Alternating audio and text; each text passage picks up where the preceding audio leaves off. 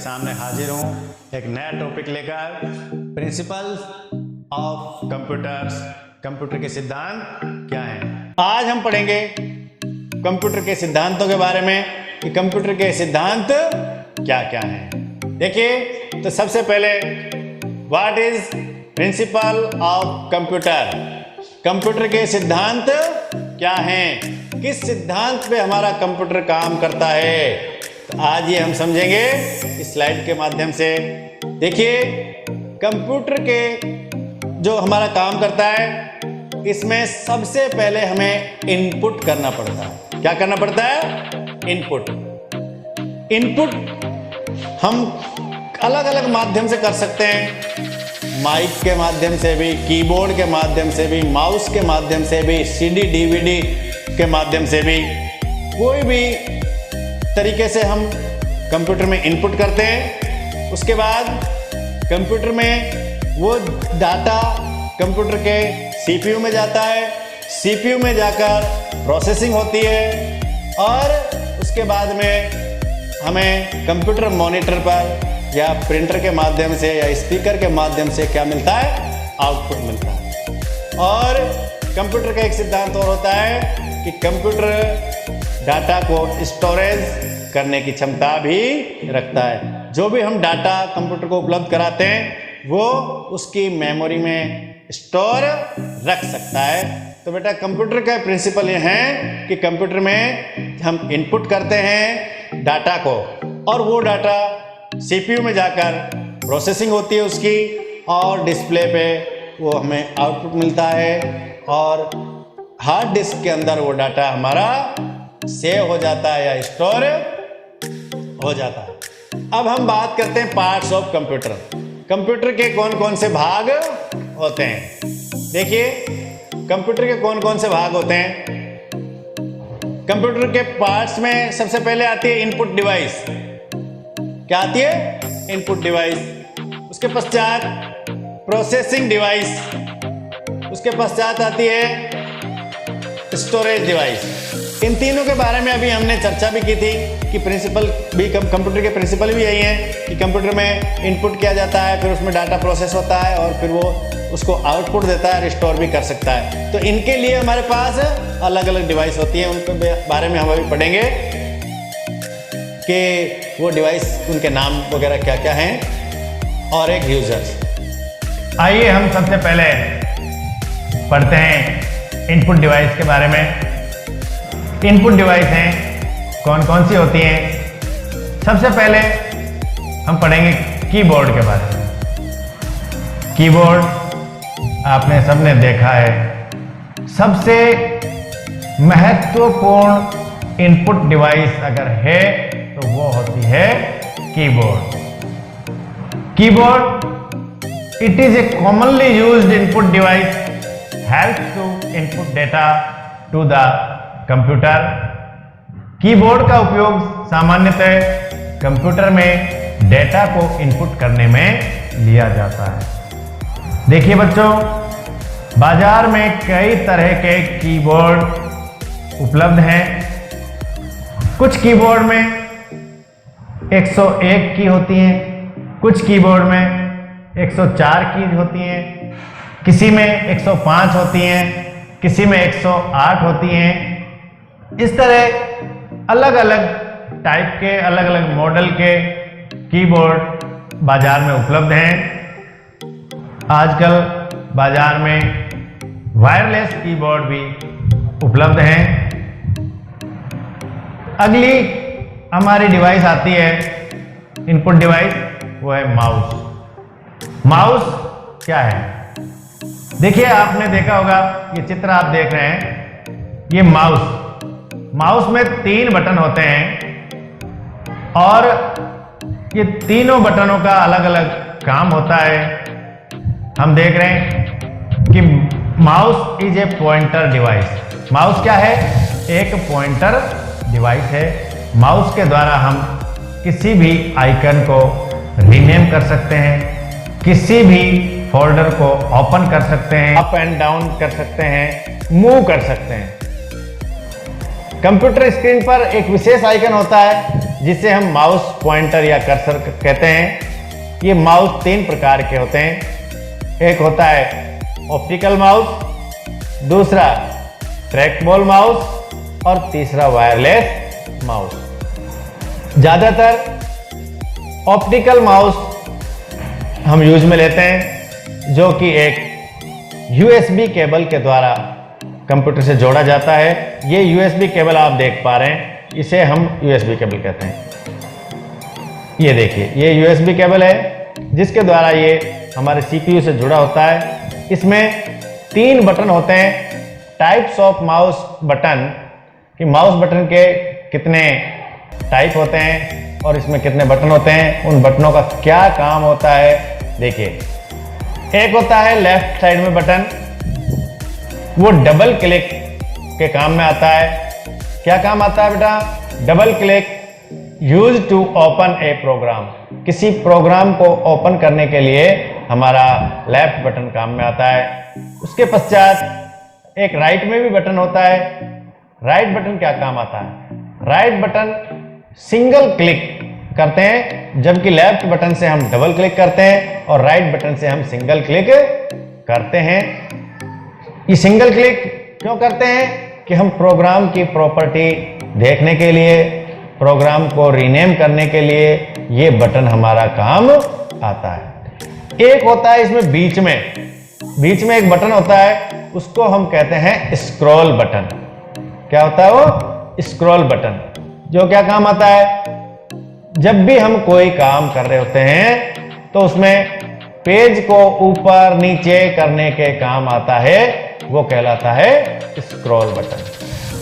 ठीक है, अब देखिए, इनपुट डिवाइस में ही एक आती है जॉयस्टिक। जॉयस्टिक का चित्र आप देख रहे हैं। ये ज्यादातर गेम खेलने में काम में आती है। जो बच्चे गेम खेलते हैं कंप्यूटर पे, उसमें जॉयस्टिक काम आती है। Joystick is also a pointing device which is move to cursor position on a monitor screen. यानी कि ये कंप्यूटर की जो स्क्रीन है उस पर कर्सर को मूव कर सकती है, उसकी पोजीशन को मूव कर सकती है, टारगेट कर सकती है। कुछ बच्चे ये पबजी वगैरह दूसरे इस प्रकार के गेम खेलते हैं तो उसमें क्या टारगेट को हिट करना होता है, तो ये सारा काम इस जॉयस्टिक के द्वारा हो सकता है। अगली इनपुट डिवाइस आती है स्कैनर। देखिए, इस प्रकार का स्कैनर होता है अलग, और दूसरे प्रकार भी हो सकते हैं इसके। एक प्रकार मैंने यहां पर बताया है। Scanner is an input device which works more like a photocopy machine. यानी जिस प्रकार से फोटोकॉपी मशीन हमारी काम करती है, उसी प्रकार स्कैनर जो है वो काम करता है। स्कैनर में हम कोई भी पेपर, कोई फोटो रख देते हैं और हम उसका डिजिटल रूप में, जैसा हमने ऑब्जेक्ट रखा है उसको उसी रूप में और डिजिटल रूप में प्राप्त करने के लिए स्कैनर काम में आता है। और इसकी आज के समय में बहुत ही ज़्यादा ये यूज में आने वाली इनपुट डिवाइस है जो स्कैनर। इसके पश्चात आता है माइक्रोफोन। माइक्रोफोन से भी आप परिचित हैं। ये इस तरह का माइक्रोफोन आपने सबने देखा है। माइक्रोफोन इनपुट करने के काम में आता है। साउंड कोई हमें इनपुट करना हो तो किससे करेंगे? माइक्रोफोन से। Microphone is an input device to input sound that is then stored in a digital form। यानी कि डिजिटल फॉर्म में साउंड को रिकॉर्ड करने के लिए या इनपुट करने के काम में आता है माइक्रोफोन। उसके बाद में एक आता है MICR। MICR का फुल नेम होता है magnetic ink card reader. It is generally used in bank और रीड चेक नंबर। ये इस तरह की आप मशीन देख रहे हैं, ये कहलाती है MICR और ये ज्यादातर बैंकों में काम आती है, क्योंकि चेक को जो भी बैंक जो चेक जारी करते हैं उन पर कुछ नीचे कोड डले होते हैं, चेक नंबर डले होते हैं। उन चेक नंबर को रीड करने के, पढ़ने के ये काम आती है कि ये चेक नंबर हमारे यहाँ से जारी हुआ है या कहीं और से, क्योंकि वो आप देखते होंगे चेक में जो नीचे अक्षर जो लिखे होते हैं वो एक विशेष फॉर्म में लिखे होते हैं और उसको पढ़ने का काम करता है मैग्नेटिक इंक कार्ड रीडर। अब हमने इनपुट डिवाइस के बारे में देखा था, अब हम देखते हैं आउटपुट डिवाइस के बारे में कि आउटपुट डिवाइसें कौन कौन सी होती हैं और ये क्या काम करती हैं और कैसे काम करती हैं। आउटपुट डिवाइस में सबसे पहले आता है मॉनिटर। मॉनिटर क्या है? It is a commonly used as output device, it known as video visual display unit. यानी मॉनिटर का एक दूसरा नाम भी है और वो क्या नाम है? वीडियो मॉनिटर भी कह सकते हैं हम इसको, और हम इसको विजुअल डिस्प्ले यूनिट भी कह सकते हैं।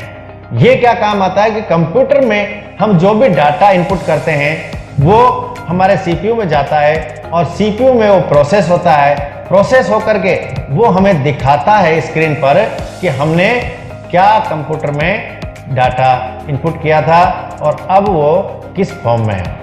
हमें उसका प्रिंट लेना होता है तो प्रिंट भी हम ले सकते हैं, यदि हमें उसको सॉफ्ट कॉपी में भेजना हो तो सॉफ्ट कॉपी में भी भेज सकते हैं, यदि हमें उसमें कुछ करेक्शन करना हो तो भी हम स्क्रीन पर देख करके उसको करेक्शन कर सकते हैं, इसलिए इसको हम विजुअल डिस्प्ले यूनिट भी कहते हैं। मॉनिटर का उपयोग आउटपुट डिवाइस के रूप में किया जाता है। कंप्यूटर में हमने जो भी कार्य किया है उसे देखने के लिए हम मॉनिटर का उपयोग करते हैं। अब देखिए मॉनिटर भी कई प्रकार के होते हैं। पहले टाइप्स ऑफ मॉनिटर या वीडियो की मॉनिटर भी कितने प्रकार के होते हैं इसके बारे में भी मैं आपको जानकारी दे देता हूं। देखिए सबसे पहले आए थे सीआरटी मॉनिटर। सीआरटी मॉनिटर एक बहुत बड़ा सा एक डब्बा आपने देखा होगा दुकानों पे, अपने घरों में भी रखा होता था और सीआरटी उसको हम कहते थे सीआरटी। सीआरटी की फुल फॉर्म होती है कैथोड रे ट्यूब, ठीक है। उसके बाद में आई एलसीडी। जैसे ही सीआरटी का जो पीरियड था वो खत्म हुआ, नई टेक्नोलॉजी आ गई, क्योंकि सीआरटी के डब्बे जो थे वो बहुत बड़े हुआ करते थे, इसलिए एक छोटे रूप में और बिल्कुल स्लिम पतली साइज की एक आगे डिस्प्ले जिसको हम कहते थे एलसीडी। ज्यादातर लैपटॉप वगैरह में एलसीडी ही यूज होती थी। एलसीडी की फुल फॉर्म होती है लिक्विड क्रिस्टल डिस्प्ले। ये सारे क्वेश्चन और फुल फॉर्म मैं आपसे पूछूंगा आगे कि सीआरटी की फुल फॉर्म क्या होती है, एलसीडी की फुल फॉर्म क्या होती है, तो ये आप इसको ध्यान से सुने समझें। उसके जब एलसीडी आई तो एलसीडी में कुछ कमियां रह गई थी, और कमी क्या रह गई थी कि एलसीडी में अगर एलसीडी हमारे सामने है तो हमें बिल्कुल साफ दिखाई देगा, लेकिन अगर हम उसको किसी दूसरे एंगल से देखेंगे, साइड से देखेंगे, तो ऑब्जेक्ट हमें क्लियर दिखाई नहीं देते थे। उसके बाद उसमें कुछ सुधार करते हुए इसी टाइप की एक और आउटपुट डिवाइस आई, उसका नाम था एलईडी। और एलईडी की फुल फॉर्म क्या होती है? Liquid light emitting diode. LED की फुल फॉर्म क्या होती है? Light emitting diode. ये जो डिस्प्ले होती है ये छोटे छोटे क्या कहते हैं इनको? एलईडी छोटी छोटी एलईडीओं से, छोटे छोटे लाइट एमिटिंग डायोड से मिलकर बनी होती है। बहुत सारे, एक छोटी सी डिस्प्ले में बहुत सारे ये डायोड, लाइट एमिटिंग डायोड लगाए जाते हैं, लेकिन इसका फायदा ये हुआ कि इससे हम चाहे किसी भी एंगल से उसको देखेंगे तो हमें क्लियर दिखाई देगा, वो ब्लर नहीं होगा ऑब्जेक्ट। चाहे हम सामने से देखें, चाहे बगल से देखें, चाहे किसी एंगल चेंज करके देखें, तो हमारा जो ऑब्जेक्ट है वो ब्लर नहीं होता। यानी कि सबसे जो एलईडी है ये सबसे गुणवत्ता वाली आउटपुट डिवाइस थी, जो आज हर घरों में एलईडी ही यूज में होती है, और इसमें विद्युत की जो खपत है वो भी बहुत कम होती है। इसके बाद अगली डिवाइस आती है प्रिंटर। प्रिंटर देखिए, जब हमें किसी डॉक्यूमेंट का हार्ड कॉपी निकालनी होती है तो हम यूज करते हैं प्रिंटर का। ये हमारे सीपीयू से कनेक्ट रहता है। अब प्रिंटर दो प्रकार के होते हैं, एक इम्पैक्ट प्रिंटर और दूसरा non impact printer. Impact printer भी फिर देखते हैं, the printer that prints bye touching the paper is called an impact printer. हाँ, यहां पर एक सवाल आता है कि इम्पैक्ट प्रिंटर किसे कहते हैं और नॉन इम्पैक्ट प्रिंटर किसे कहते हैं। तो ऐसा प्रिंटर जो कागज को छूकर प्रिंट करता हो, प्रिंट बाय टचिंग, जो कागज को छूकर प्रिंट करता हो, उसे हम कहते हैं इम्पैक्ट प्रिंटर। दूसरा आता है non impact printer. Non impact printer किसे कहेंगे कि ऐसा प्रिंटर जो कागज को बिना छुए प्रिंट निकाल दे, उसे कहेंगे non impact printer. A printer that prints paper without touching it is called non impact printer. यानी कि जो कागज को छुए ही नहीं और उस हमारे प्रिंट निकाल दे, उसे हम क्या कहेंगे, नॉन इम्पैक्ट प्रिंटर। अब देखिए, इम्पैक्ट प्रिंटर जो हैं वो भी दो प्रकार के होते हैं। कौन कौन से होते हैं? एक कैरेक्टर प्रिंटर और एक लाइन प्रिंटर, और एक तीसरा होता है। अब कैरेक्टर प्रिंटर कौन से होते हैं? देखिए, कैरेक्टर प्रिंटर जो है वो एक एक अक्षर को प्रिंट करते हैं, एक एक अक्षर को। तो पहले जो कैरेक्टर प्रिंटर आए थे वो थे डीएमपी, कहते थे उनको, dot matrix printer. DMP, dot matrix printer. ये इनकी जो स्पीड क्या थी? इनकी स्पीड थी 240 से लेकर 440 सीपीएस। 240 से लेकर 440 सीपीएस, यानी कि प्रति सेकंड में 240 से लेकर 440 अक्षर ये अल्फाबेट लिख सकता था डॉट मैट्रिक्स प्रिंटर। और लाइन प्रिंटर जो है, लाइन प्रिंटर आजकल यूज में नहीं होते हैं। वो इसमें फर्क इतना ही है कि डॉट मैट्रिक्स जो प्रिंटर है वो केवल एक एक अक्षर को प्रिंट करता है, और लाइन प्रिंटर जो है वो एक एक लाइन को प्रिंट करता था, लेकिन आज इसका यूज बिल्कुल नहीं होता है। अब बात करते हैं नॉन इम्पैक्ट प्रिंटर की। अभी तक हम बात कर रहे थे किसकी? इम्पैक्ट प्रिंटर की।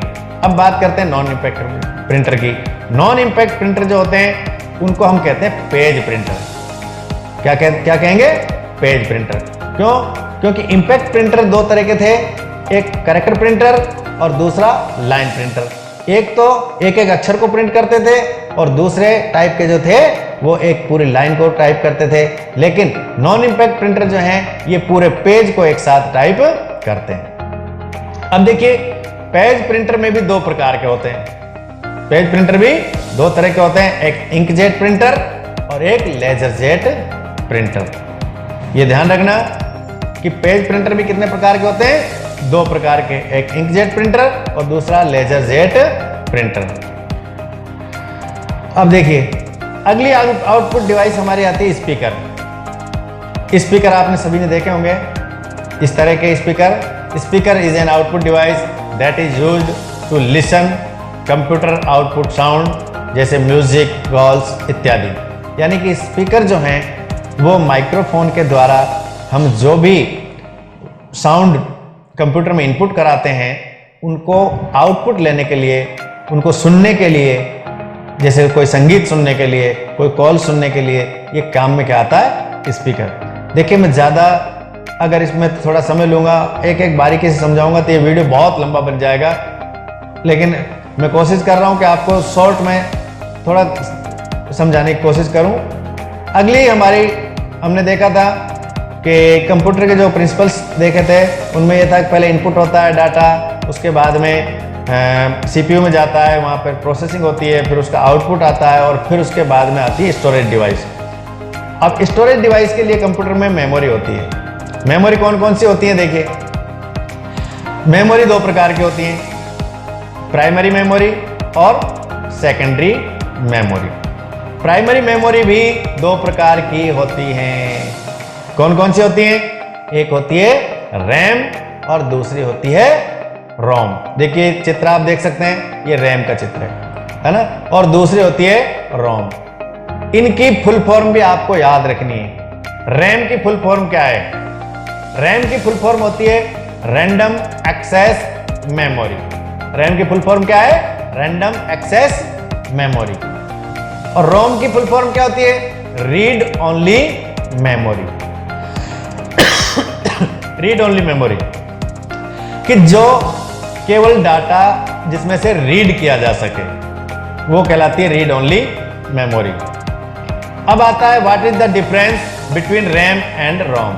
रैम और रोम में क्या अंतर होता है? देखिए, रैम जिसको हम रैंडम एक्सेस मेमोरी कहते हैं, वो एक वोलेटाइल मेमोरी है, वोलेटाइल टाइप की है। RAM is a volatile memory, जिसको हम अस्थाई, वोलेटाइल यानी अस्थाई, कि रैम जो है वो एक अस्थाई मेमोरी कहलाती है। यदि हम डाटा को सेव नहीं करते हैं तो वो डाटा हमारा मेमोरी में से उड़ जाता है, इसलिए हम कहते हैं कि रैम कैसी है मेमोरी है? Volatile memory. जबकि रोम जो रीड ओनली मेमोरी है, ये नॉन वोलेटाइल प्रकृति की मेमोरी होती है, यानी कि इसमें डाटा अगर लाइट चली जाती है तो भी उड़ता नहीं है, इसमें सेव रहता है। सबसे पहले जैसे कंप्यूटर हमारा स्टार्ट करते हैं तो बूट होता है, ऑपरेटिंग सिस्टम आता है, और जिसको हम ऑपरेटिंग डिवाइस बोलते हैं, वो सारा इसमें सेव रहता है रोम में। किसमें रहता है? रोम में। इसलिए रोम नॉन वोलेटाइल टाइप की मेमोरी है, ये स्थायी प्रकृति की मेमोरी कहलाती है। लेकिन एक अब रैम और सीपीयू, इन दोनों के बीच में एक मेमोरी और होती है, और वो मेमोरी कहलाती है कैच मेमोरी। क्या कहलाती है? Cache memory.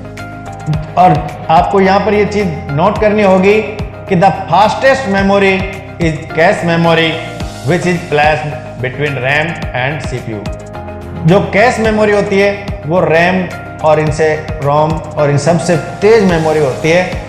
ये क्वेश्चन भी इसका कई बार पूछा जाता है कि सबसे फास्ट मेमोरी कौन सी है? तो सबसे फास्ट मेमोरी होती है कैश मेमोरी, जो कहाँ लगी होती है? रैम और सीपीयू के बीच में। ठीक है, नेक्स्ट चलिए देखिए, अभी तक हम पढ़ रहे थे प्राइमरी मेमोरी, अब पढ़ते हैं सेकेंडरी मेमोरी। सेकेंडरी मेमोरी कौन कौन सी होती है? सेकेंडरी मेमोरी में आती है सबसे पहले फ्लॉपी डिस्क। फ्लॉपी डिस्क एक इस प्रकार की एक डिस्क हुआ करती थी जिसमें डाटा स्टोर करते थे, हम एक जगह से दूसरी जगह ले जा सकते थे, लेकिन वो अभी यूज में नहीं आती हैं। इनकी क्षमता होती थी फ्लॉपी की 12 MB और 144 MB। 144 MB से ज़्यादा की फ्लॉपी नहीं आती थी, बस इतना ही डाटा ये स्टोर कर सकती थी। उसके बाद में हमने और आविष्कार किया, उसके बाद आई CD। CD को पूरा नाम है, फुल फॉर्म है कॉम्पैक्ट डिस्क। क्या कहेंगे? Compact disc. देखिए आप देख सकते हैं CD, और CD की क्षमता होती थी स्टोर करने की 700 MB। 700 MB तक हम CD में डाटा स्टोर कर सकते थे। फिर भी हमें क्या है कि और स्पेस की जरूरत पड़ी।